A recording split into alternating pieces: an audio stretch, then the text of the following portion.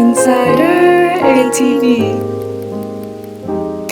Good morning, Hawks. I'm your Elise Roman here with Mrs. Langston, proud principal of Armwood. And this is Armwood's very first, albeit, well, I don't think we've ever had one, podcast. And I'm just going to ask a few questions to you today, Miss Langston. Okay, no pressure. No pressure. Okay, tell me about yourself. All right, I'm Miss Langston, proud principal at Armwood. We started with that. I love sports, all kinds of sports. I'm actually coach an 18U national travel team. So we spend a lot of time traveling the country competing. I'm married. I have 2 adorable dogs. I have a daughter who's a senior. And so I'm going through all the pressures that seniors go through while I'm watching my daughter. But yeah. That sounds amazing. I can't believe that 2 dogs. That's 2 awesome. little dogs. One's only 5 pounds, the other one's 15. Baby dogs. Aww. Cuddle bugs. Okay. Tell me about the process of becoming a principal. How did you know that's what you wanted? I don't think I knew I wanted to do this work. I started out teaching English and reading, and actually started out being elementary education. That's where I originally started, was down there with the babies. I think I wanted to teach 2nd grade for the longest time. And then through experiences, I decided I wanted the older kids. Probably maybe more because of my sports background. It gave me an opportunity to kind of just cheer things on a little bit differently.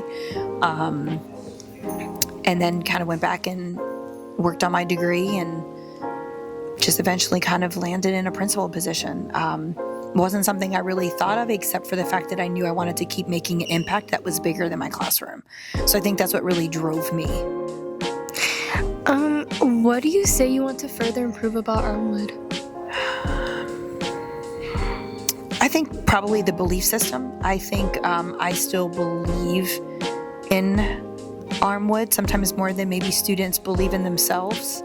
I think we use a lot of excuses of why we can't be successful instead of using those same excuses as motivators for why you can be successful.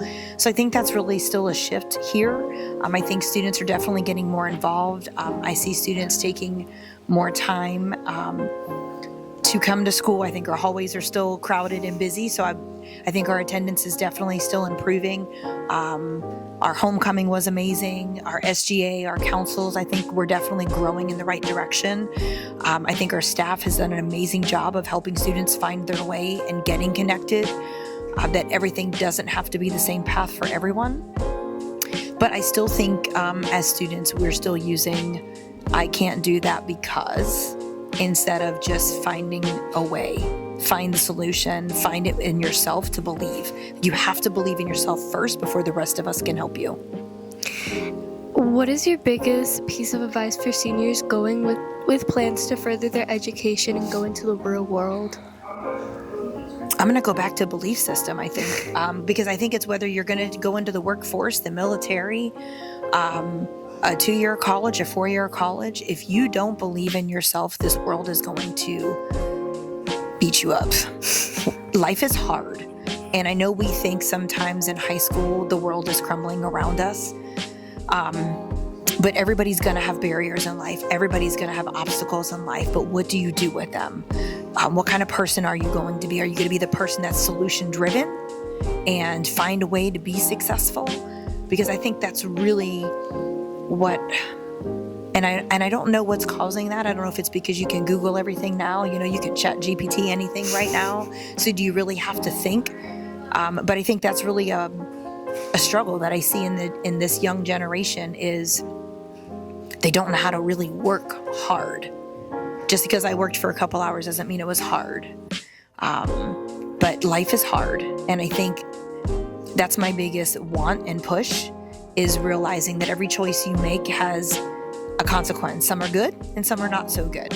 But I think our senior class, the class of 26, as well as every class behind them, that's what I would wish for them, is that they had a belief system that they can do anything they put their mind to.